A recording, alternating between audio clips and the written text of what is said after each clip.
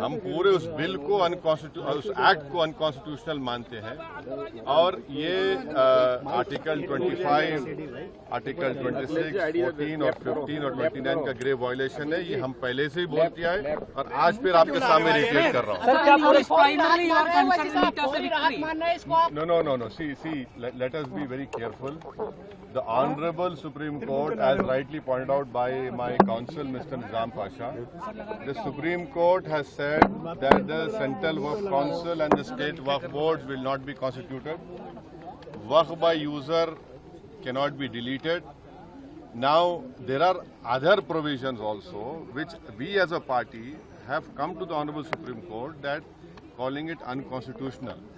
Now, whenever it will be heard, our counsel, Mr. Nizam Pasha, on behalf of me, will be arguing it.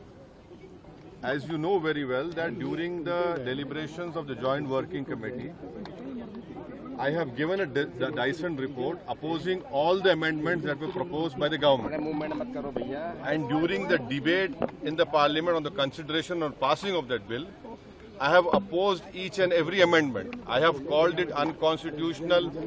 I still call this law as unconstitutional, as violating the fundamental rights of Article 14, 15, 25, 26 and 29.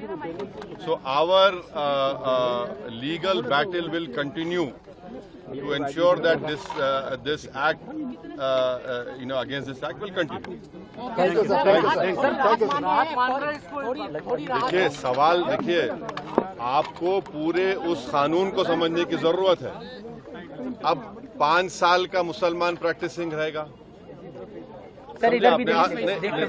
5 साल practising मुसलमान का तो रहेगा। अब उसको कौन decide करेगा? अब कोई महिला है उसको कौन डिसाइड करेगा? तो ऐसे कई उसमें जो अमेंडमेंट्स के जरिए लॉ बनाया गया है, हम उसके आज भी मुखालिफत कर रहे हैं और कल भी अपोज करते रहेंगे। और लीगली हम सुप्रीम कोर्ट में चैलेंज किए, हम उसको उन तमाम चीजों को violation of the fundamental rights मानते हैं। Thank you.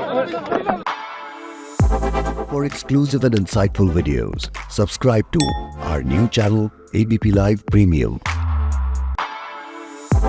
For exclusive and insightful videos, subscribe to our new channel ABP Live Premium.